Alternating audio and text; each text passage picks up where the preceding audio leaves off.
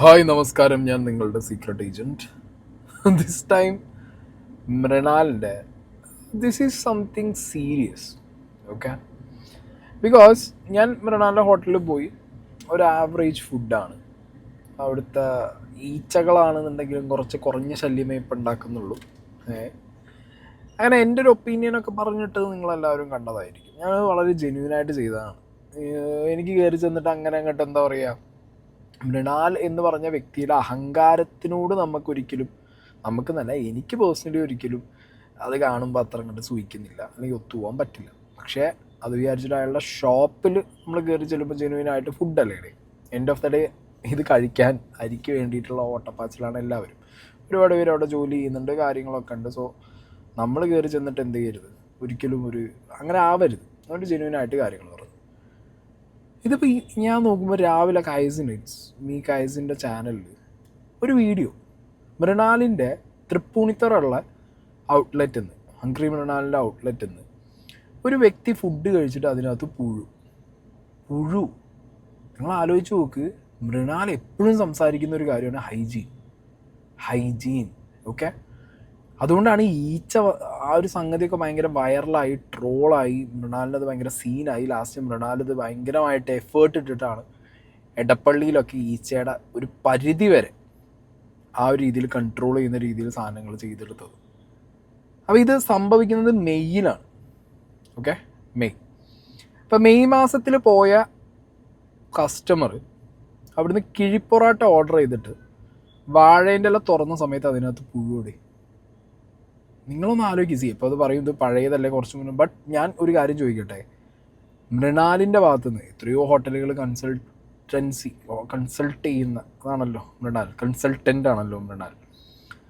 ഹൈജീനെ കുറിച്ച് പറയുന്ന, ഹോട്ടലിലെ വൃത്തിയെക്കുറിച്ച് സംസാരിച്ച അങ്ങനത്തെ ഒരു വ്യക്തിയുടെ ഹോട്ടലിൽ നിന്ന് ഇത് ഒരിക്കലും വരാൻ പാടില്ല.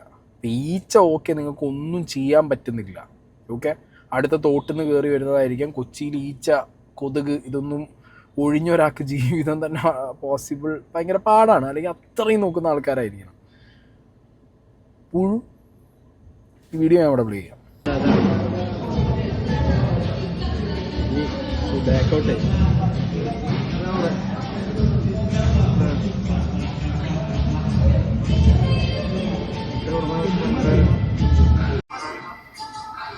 ഓക്കെ, പുഴു തന്നെയാണ്. ഇനി മറ്റേ സിനിമയിൽ ശ്രീനിവാസൻ കൊടുന്നിട്ട മാതിരി ഇത് നീയല്ലേടാ കുഞ്ഞുട്ടാ കൊടുന്നിട്ട് എന്നുള്ള ചോദ്യം വേണ്ട.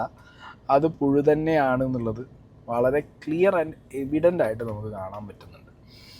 അത് മോസ്റ്റ് പ്രോബബ്ലി വാഴയുടെ ഇലയിൽ നിന്നായിരിക്കണം എന്നുള്ളൊരു നിഗമനമാണ് ഞാനിപ്പോൾ കുറച്ച് പേരോട് ചോദിച്ച സമയത്ത് എനിക്ക് മനസ്സിലാക്കാൻ കഴിഞ്ഞത്. ബട്ട് അവിടെ അങ്ങനെയാണെന്നുണ്ടെങ്കിലും കുറച്ച് മേജർ ഇഷ്യൂസ് എനിക്ക് തോന്നുന്നുണ്ട്. കാരണം വാഴയുടെ ഇല വാട്ടുക, നമ്മുടെ നാട്ടിൽ അങ്ങനെ പറയുക, തീയിലിട്ടൊന്ന് ചൂടാക്കും, ഒന്ന് വാട്ടിയെടുക്കും, എന്നിട്ടാണ് അതിൻ്റെ ഉള്ളിലേക്ക് ഫുഡിൻ്റെ സാധനങ്ങൾ വെക്കുക. ആൻഡ് ബൈ ദ വേ, ഇത് ഹംഗ്രി മൃണാൽ ഈ പറഞ്ഞ സ്ഥലത്തുള്ളത് തന്നെയാണോ എന്നുള്ളതൊക്കെ ചോദിച്ചു കഴിഞ്ഞാൽ, തൃപ്പൂണിത്തറയാണോ എന്ന് ചോദിച്ചു കഴിഞ്ഞാൽ ആണ്. അതിൻ്റെ ഒരു ഫോട്ടോ അവിടെ സൈഡിൽ വയ്ക്കാം, കാണുമ്പോൾ തന്നെ നിങ്ങൾക്ക് മനസ്സിലാവും. ഇനി അത്ര സംശയം ഉണ്ടായിട്ടുണ്ടെങ്കിൽ കയറിപ്പോയി നോക്കിയോ, കാരണം അതിനകത്തുള്ള ആംബിയൻസ് നിങ്ങൾക്ക് കണ്ടാൽ മനസ്സിലാവും. ആ ചെയറൊക്കെ കണ്ടാൽ ദാറ്റ്സ് ഹംഗ്രി മൃണാൽ. അത് മാത്രമല്ല, ഞാൻ ഈ പയ്യനെ വിളിച്ചിട്ടുണ്ട്. ഞാൻ കൈസിനോട് നമ്പർ ചോദിച്ച് ഈ പയ്യനെ പേഴ്സണലി വിളിച്ച് ഞാൻ ഉറപ്പ് വരുത്തിയിട്ടുണ്ട് അവിടെ അന്ന് എന്താ സംഭവിച്ചതെന്നുള്ളത്. ഓക്കെ, അപ്പോൾ അത് ആ ഒരു പൈസ അന്ന് HM തൃപ്പൂണിത്തുറ അയച്ചതിൻ്റെ സ്ക്രീൻഷോട്ട് ഇവിടെ വയ്ക്കുന്നുണ്ട്. HM means hungry Mrunal. ഞാൻ പോയ സമയത്തും ഇങ്ങനത്തെ ഒരു HM എന്ന് പറഞ്ഞാൽ അവരുടെ ആ ഒരു ഹാൻഡിലേക്ക് തന്നെയാണ് പൈസ പോയിട്ടുള്ളത്. ഫൈൻ, അപ്പോൾ അതും കറക്റ്റാണ്. ഓക്കെ, അപ്പോൾ ഇവർ കഴിക്കാൻ പോയി, അവരുടെ പേഴ്സണൽ ആവശ്യത്തിന് വേണ്ടി വന്നതായിരുന്നു പിള്ളേർ. കഴിക്കാൻ പോയ സമയത്താണ് ഈ കഴിച്ച് തുടങ്ങി ഒരു കുറച്ച് കഴിഞ്ഞപ്പോഴാണ് ഇവർ ഈ പുഴുവിനെ കാണുന്നത്. അവർ ഓൾറെഡി അത് അവിടെ പോയിട്ട് കൗണ്ടറിൽ പറഞ്ഞതിൻ്റെ അടിസ്ഥാനത്തിൽ ഒന്നും നോക്കിയില്ല. അവരെ ഈ ബില്ല് അവർക്കൊരു കൗണ്ടർ ബില്ല് കിട്ടൂല. ആ ബില്ല് തിരിച്ചു വാങ്ങിയിട്ട് പൈസ, ആ ഒരു ഫുഡ് ഓർഡർ ചെയ്തതിൻ്റെ പൈസ തിരിച്ചു കൊടുത്തിട്ട് അവരെ വിട്ടു. അപ്പോൾ അവർക്ക് ഈ പോയ പയ്യന്മാർക്ക് ഇപ്പം മെയ്യിലൊന്നും ഇത് ഹംഗ്രി മൃണാലിൻ്റെ ഹോട്ടലാണെന്നൊന്നും അറിഞ്ഞു കയറിയതല്ല എന്നൊക്കെയാണ് അവർ പറഞ്ഞത്. അവരുടെ ഒരു ഫ്രണ്ടിന് അറിയാമായിരുന്നു, അത്രയേ ഉള്ളൂ. ബട്ട് അവരത് വലിയ എന്താ പറയുക, ഒരു ഇഷ്യൂ ആക്കാൻ നിന്നില്ല. ഓക്കെ, അതൊന്നും ഇഷ്യൂ ആക്കാതെ. ഇപ്പോഴാണെങ്കിൽ ഇത് ഭയങ്കര ഇഷ്യൂ ആയിരുന്നു. ബട്ട് അപ്പോഴാണെങ്കിലും ഇപ്പോഴാണെന്നുണ്ടെങ്കിലും നാടായ നാടൊക്കെ കയറി ഇറങ്ങിയ എല്ലാ ഹോട്ടലിൻ്റെയും വൃത്തിയെക്കുറിച്ച് സംസാരിക്കുന്ന മൃണാൽ സ്വന്തം ഹോട്ടലിൽ എന്തുവാടേ പുഴുവാ. ഞാൻ പറഞ്ഞു എനിക്ക് എടപ്പള്ളി ചെന്ന സമയത്ത് വാഴേൻ്റെ ഇല സ്കീം നമുക്കില്ല, പ്ലേറ്റിനകത്താണ് തട്ടി തന്നെ. തൃപ്പൂണിത്തറയിൽ എനിക്കൊരു കുറച്ച് ഗൂഗിളിലൊക്കെ അവൈലബിൾ ആണ്. വാഴേൻ്റെ ഇലയിൽ കൊടുക്കാറുണ്ട്, ബിരിയാണി ആണെങ്കിലും കിഴിപ്പൊറാട്ടൊക്കെ ആണെന്നുണ്ടെങ്കിലും. ഈ വാഴേൻ്റെ ഇല ചൂടാക്കിയിട്ടല്ലേ നിങ്ങൾ ഈ പ്രൊഡക്റ്റ് കൊടുക്കുന്നത്? അപ്പം ആ ടൈമിൽ എങ്ങനെ പുഴു അതിൽ വന്നിരിക്കുന്നത്? എനിക്ക് അതൊരു സംശയം ഉണ്ടായിരുന്നു. അപ്പോഴും ചിലർ പറഞ്ഞു ഇടയിൽ ഫുള്ളായിട്ട് കരിയിച്ച് കളയൊന്നുമില്ല, ഇല ജസ്റ്റ് ചൂടാക്കുകയുള്ളൂ. പുഴു ചിലപ്പോൾ അതിൻ്റെ സൈഡിലോ അല്ലെങ്കിൽ അറ്റത്തെവിടെയെങ്കിലും പറ്റിപ്പിടിച്ചിരുന്നതായിരിക്കണം എന്നൊക്കെയാണ് എന്നോട് പറയുന്നത്. എന്നാലും വാഴേൻ്റെ ഇലയിൽ നിങ്ങൾ പുഴു ആവാനേ ചാൻസ് ഉള്ളൂ എന്നാണ് പറഞ്ഞത്. ഫുഡിൽ നിന്നല്ല അങ്ങനെ ആവാൻ ചാൻസ് ഇല്ല, ബട്ട് ഫുഡിലേക്കും വായിലേക്കൊക്കെ കയറൂലോടെ പുഴു. അപ്പം ഇതിനൊരു ഉത്തരം മൃണാലുണ്ടോ എന്ന് എനിക്ക് അറിയാൻ പാടില്ല. ഇങ്ങനൊരു ഇൻസിഡൻറ്റ് നിങ്ങൾ അവിടെ നടന്നിട്ടുണ്ടെങ്കിൽ അത് നിങ്ങളുടെ മിസ്റ്റേക്ക് ആണെന്നുള്ളത് ആക്സെപ്റ്റ് ചെയ്ത് അതിനൊരു ക്ലാരിഫിക്കേഷൻ മൃണാൽ തരണം. ഓക്കെ, കാരണം ഞാൻ നേരത്തെ പറഞ്ഞ പോലെ നാട് നടന്ന എല്ലായിടത്തും മൂപ്പര് പറഞ്ഞാണല്ലോ, ഇത് ചോദിക്കാൻ പറ്റില്ല ഇയാളോടൊന്നും. ഞാനും ഷാസൊക്കെ അന്ന് പറഞ്ഞ പോലെ concept is good, food is average, ആംബിയൻസും ഒരു ആവറേജ് ആണ്. സാധാരണക്കാരൻ എന്നുള്ളത് മാറ്റി വയ്ക്കണം. സാധാരണക്കാരനുള്ളൊരു സംഗതിയായിട്ട് എനിക്ക് പേഴ്സണലി തോന്നിയിട്ടില്ല. എന്തെങ്കിലും ഒരു കാര്യം ഇങ്ങനോട് ചോദിച്ചു കഴിഞ്ഞാൽ ഇങ്ങനെ ബിരിയാണി വെപ്പ് പഠിപ്പിക്കാനും അങ്ങനത്തെ കടയ്ക്ക് നോക്കി കുരയ്ക്കുന്ന പട്ടിയായിട്ടും വീട്ടിനകത്ത് കയറിയ പാമ്പായിട്ടൊക്കെയാണ് സാധാരണ ഇങ്ങനെ നമ്മളിത് ചൂണ്ടിക്കാണിക്കുന്നവർ വിസിൽ ബ്ലോവേഴ്സിന് ഇങ്ങനെ പറയാറ്. വിസിൽ ബ്ലോവർ എന്ന് പറയാൻ പറ്റില്ല, അങ്ങനെ കടയിലുള്ള ആളല്ലല്ലോ നമ്മൾ. Okay, sorry. അപ്പോൾ എന്താണെങ്കിലും ഇന്നലെ ഞാനൊരു വീഡിയോ ഉണ്ട്, ഇങ്ങനത്തെ ലൈവിലെ ഒരു വീഡിയോ ആണ്. സ്ട്രോക്ക് 1 രൂപയല്ലേ ചേട്ടാ, അങ്ങനെയാണെങ്കിൽ ചായയിൽ പഞ്ചസാര ഇടാതിരുന്ന് കഴിഞ്ഞാൽ അതിന് വില കുറയ്ക്കുമോ എന്നുള്ളൊരു ചോദ്യം ചോദിച്ചപ്പോൾ അങ്ങനെ കൊടുത്തൊരു ഉത്തരമുണ്ട്. ഇങ്ങനത്തെ ഉത്തരങ്ങളാണ് കിട്ടാൻ പോണോ എന്തെങ്കിലും ചോദിച്ചാൽ. സ്ട്രോയ്ക്ക് 1 രൂപ അധികം വാങ്ങുന്നത് പോലെ വിത്തൗട്ട് ഷുഗർ ഡ്രിങ്ക്സ് വാങ്ങുമ്പോൾ വില കുറച്ച് കൊടുക്കണ്ടേ? വിത്തൗട്ട് ഷുഗർ ഡ്രിങ്ക്സ് വാങ്ങുമ്പോൾ ഞങ്ങളുടെ പണി കൂടുകയാണ് ചെയ്യുന്നത്. അതുകൊണ്ട് നിങ്ങൾ വില കൂടുതലാണ് ടെക്നിക്കലി തരേണ്ടത്. സ്ട്രോ എന്ന് പറയുന്നത് ഞങ്ങൾ വില കൊടുത്ത് വാങ്ങുന്ന ഒരു സാധനമാണ്. ഷുഗർ എന്ന് പറയുന്നത് അഗെയിൻ ഞങ്ങൾ വില കൊടുത്ത് വാങ്ങുന്ന സാധനം തന്നെയാണ്. എന്തുകൊണ്ടെന്ന് വെച്ച് കഴിഞ്ഞാൽ നിങ്ങൾ ബില്ല് ചെയ്യുന്ന സമയത്ത് നിങ്ങളത് ഇൻസ്ട്രക്ട് ചെയ്യണം. ആ ഇൻസ്ട്രക്ഷൻ ആ ബില്ലിലേക്ക് ആഡ് ചെയ്യണം. അപ്പൊ ഒരാളുടെ ജോലി കൂടുകയാണ്, സമയം കൂടുകയാണ്. ചുമ്മാ കിടന്ന് ഇയാൾ എങ്ങനെയാണ് ഇത്രയും ഹോട്ടലിൽ ഒരു കൺസൾട്ടൻ്റ് ആയത്? ഇയാൾ കൺസൾട്ട് ചെയ്തിട്ട് എങ്ങനെ ഇത്രയും ഹോട്ടൽ തുടങ്ങി വർക്ക് ചെയ്തതെന്ന് എനിക്കറിയാൻ പാടില്ല. സിമ്പിൾ പരിപാടിയല്ലേ. വിത്തൗട്ട് ഷുഗർ ഇടാത്ത ചായയ്ക്ക് ഒരു പ്രൈസും ഷുഗർ ഇട്ട ചായയ്ക്ക് ഒരു പ്രൈസും വെച്ചിട്ട് മെഷീനിൽ വെച്ച് കഴിഞ്ഞാൽ ഇതേ എഫേർട്ട് തന്നെയല്ലേ, ഓരോന്ന് കുത്തിയെടുക്കണ എഫേർട്ട് തന്നെയല്ലേ ഇപ്പോൾ കൗണ്ടറിലിരിക്കുന്ന ആ ഒരു വർക്കറിന് ഉണ്ടാവുള്ളൂ. അല്ലാതെ അതിന് കൂടുതൽ എഫേർട്ടൊന്നും ഉണ്ടാവില്ലല്ലോ. അപ്പോൾ എന്തെങ്കിലും ഒന്ന് ഇയാളോട് ചൂണ്ടിക്കാണിച്ച് ഒരു ക്വസ്റ്റ്യൻ ചോദിച്ചു കഴിഞ്ഞാൽ പിന്നെ അതിന് ഇങ്ങനത്തെ മറുപടികളാണ്. ഒരു ലോജിക്കും ഇല്ലാത്ത സാധനങ്ങൾ. അതായത് സ്ട്രോ കാശ് കൊടുത്ത് വാങ്ങുന്നതാണ്, പിന്നെ പഞ്ചസാര ഫ്രീ ആയിട്ട് നടന്നു കയറി വരുമല്ലോ ഹോട്ടലിൻ്റെ അടുക്കളയ്ക്ക്. പഞ്ചസാരക്കാണോ സ്ട്രോക്കാണോ വില എന്നുള്ളത് സാമാന്യ ബുദ്ധിക്ക് ഒരാൾക്ക് ചിന്തിച്ചറിഞ്ഞൂടെ? സാധാരണക്കാർക്ക് വേണ്ടിയുള്ള കോൺസെപ്റ്റ് ആണെന്നുണ്ടെങ്കിൽ ഒരു സാധാരണക്കാരന് പഞ്ചസാര ഇടാതെ ചായ കുടിക്കാൻ താല്പര്യമുള്ള ഒരാൾക്ക് നിങ്ങളവിടെ വന്നു കഴിഞ്ഞാൽ നിങ്ങളുടെ കോംപ്ലിക്കേഷൻസ് കാരണം ആ സാധാരണക്കാരന് നിങ്ങൾ ഈ പറഞ്ഞ പഞ്ചസാര ഇടാതെ കൊടുക്കൂല, അല്ലെങ്കിൽ പൈസ കുറച്ച് കൊടുക്കൂല. അപ്പോൾ എന്ത് സാധാരണക്കാരൻ്റെ കോൺസെപ്റ്റാണ്. ഇപ്പോൾ കഞ്ഞീൻ്റെ മുകളിലാണ് അങ്ങനെ പിടിച്ചിട്ടുള്ളത്. ഇടയ്ക്കിടയ്ക്ക് എ സിയിലിരുന്ന് കഞ്ഞി കുട്ടിക്കാം, കറക്കിടയ്ക്ക് കഞ്ഞി എന്ന് പറഞ്ഞുകൊണ്ടിരിക്കുന്നുണ്ട്. അതെന്താണെന്നുള്ളത് അറിയാം. കാരണം കഞ്ഞി എന്നൊക്കെ പറയുമ്പോൾ ലൈക്ക് ഓബിയസ്ലി മലയാളികളുടെ ഇടയിൽ അവർ കഞ്ഞിയാണ്, അല്ലെങ്കിൽ കഞ്ഞിയാണ് കുടിക്കാറ്. ഇതൊരു സാധാരണക്കാരനായിട്ട് ടച്ച് ചെയ്യുന്ന ഒരു സാധനമായിട്ട് ഈ കഞ്ഞി മാറിയിട്ടുണ്ട്. അതുകൊണ്ട് തന്നെ എ സി കഞ്ഞിയായിട്ട് അങ്ങേര് ഇപ്പോഴത്തെ നടപ്പ്. ഇത് പിന്നീട് ചില കഞ്ഞിക്കടകളിൽ ചെന്നിട്ട് കഞ്ഞി കുടിക്കുമ്പോഴൊക്കെ ഞാൻ ചിന്തിക്കാറുണ്ട്, ഒരു എ സി ഒക്കെയുള്ള റെസ്റ്റോറൻറ്റിൽ ഗംഭീരമായിട്ടിരുന്നിട്ട് കഞ്ഞി കുടിക്കാൻ പറ്റുന്നത്. അപ്പോൾ അന്നത്തെ കാലത്ത് എ സി ഉള്ള റെസ്റ്റോറൻറ്റിലെ കഞ്ഞി ഇപ്പം അതിലാണ് സാധാരണക്കാരൻ പിടിച്ചിട്ടുള്ളത്, സാധാരണക്കാരൻ മൃണാൽ പിടിച്ചിട്ടുള്ളത് അതിലാണ്. ഇനി ഞാൻ നേരത്തെ പറഞ്ഞല്ലോ ഹൈജീൻ, ഇൻഫ്രാസ്ട്രക്ചർ, ഇതൊക്കെ ഇങ്ങനെ എടുത്തെടുത്ത് പറയുന്ന കാര്യങ്ങളാണ്. നല്ല വലിയ ഇൻഫ്രാസ്ട്രക്ചർ കോടിക്കണക്കിന് രൂപ ചിലവാക്കിയിട്ട്, അതായത് ഹംഗ്രി മൃണാൽ എടപ്പള്ളി എന്ന് പറയുന്നത് 4 കോടി രൂപയോളം ചിലവാക്കി ഉണ്ടാക്കിയ റെസ്റ്റോറൻ്റാണ്.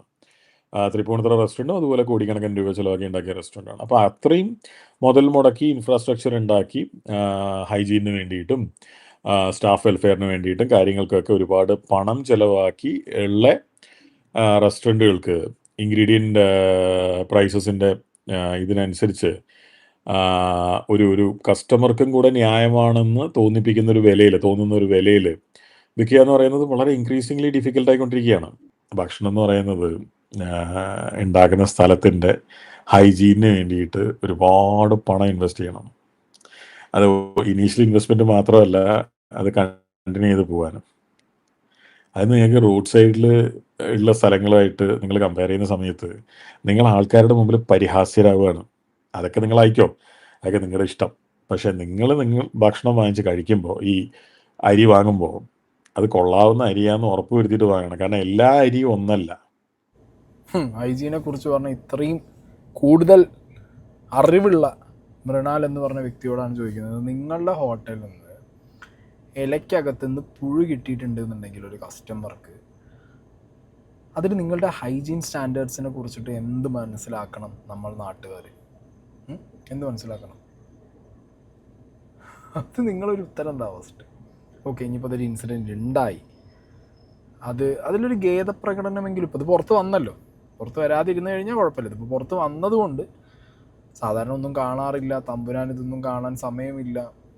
സോഷ്യൽ മീഡിയയിൽ അങ്ങനെ പലരും പലതും പറഞ്ഞ് നടക്കുന്നവരൊക്കെ വൃത്തികെട്ടവന്മാരാണ് എന്നുള്ളൊരു ടോണിലാണ് ഇദ്ദേഹത്തിൻ്റെ സംസാരം. അതായത് ഇദ്ദേഹത്തിനെ വിമർശിക്കുന്ന, ഇദ്ദേഹത്തിന് എന്തെങ്കിലും ഒന്ന് ചൂണ്ടിക്കാണിക്കുന്ന ആളുകളൊക്കെ പ്രശ്നക്കാരും മോശപ്പെട്ടവരുമാണ്. അപ്പോൾ അങ്ങനെയുള്ളവർ പറഞ്ഞു കഴിഞ്ഞാൽ അത് ആരും വിശ്വസിക്കില്ല. ഒരു മോശപ്പെട്ടൊരു വ്യക്തി എവിടെയെങ്കിലും ഇരുന്നിട്ട് മൃണാലിനെ കുറിച്ച് എന്തെങ്കിലും പറഞ്ഞാൽ നാട്ടുകാരെന്താ വിചാരിക്കുക? മൃണാൽ നല്ലവനാണല്ലോ, എന്നാൽ അതൊന്ന് അവിടെ പോയി നോക്കാമല്ലോ എന്ന് വിചാരിക്കും. അങ്ങനെയൊക്കെയുള്ളൊരു കോൺസെപ്റ്റിലേക്ക് ഒരു കാര്യം വളച്ചൊടിക്കാൻ ബിരുദനാണ് ഇങ്ങനെ. അങ്ങനെയൊക്കെയാണ് ലൈവിൽ ഇരുന്നിട്ടൊക്കെ പറഞ്ഞിട്ടുള്ളത്. ഒരു 1-1.5 മണിക്കൂറിലെ ലൈവാണ്. എനിക്ക് ഇയാളുടെ ഇഷ്ടം കൂടുതലുകൊണ്ട് ഞാൻ ഈ ലൈവൊക്കെ ഇരുന്ന് കാണും. ഏത് ഹൈജീൻ മെയിൻ എന്ന് പറയുമ്പോൾ ഞാൻ പറഞ്ഞല്ലോ, വാഴേൻ്റെ ഇലയിൽ പുഴു വരാം, പച്ചക്കറിയിൽ പുഴു വരാം, മനസ്സിലായോ? കുക്ക്ഡ് അല്ലാത്ത അല്ലെങ്കിൽ ഹാഫ് കുക്ക്ഡ് ആയിട്ട് കൊടുക്കുന്ന സമയത്തൊക്കെ ചിലപ്പോൾ പുഴുപ്പെടാം. പക്ഷെ ഇത് എത്ര പുഴുവാ?